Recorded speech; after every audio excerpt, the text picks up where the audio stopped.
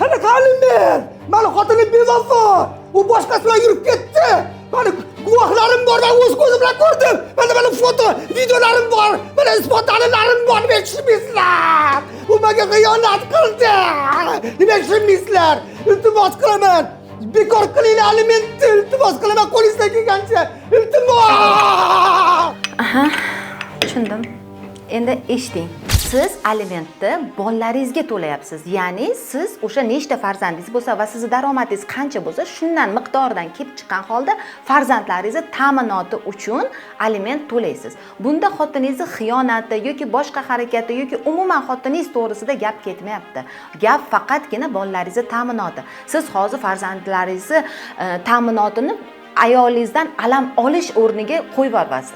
Bu noto'g'ri. Qonunchilikda bolalar baribir ta'minot olishi kerak va siz bunga majbursiz. Har qanaqasiga xotiningizni ayblaganingiz bilan bolalaringizga nisbatan majburiyatingiz bekor bo'lmaydi. Aliment undirish jarayonida sizda ham o'ziga yarasha huquq va majburiyatlar bor. Ushbu huquq va majburiyatlaringizni batafsil bilmoqchi bo'lsangiz, direktdan murojaat qiling va sizga batafsil ma'lumot beraman. Va ushbu jarayonda rasmiylashtirilgan hujjatlarni ham yozib berish xizmati bizda mavjud. Bemalol murojaat qilishingiz mumkin.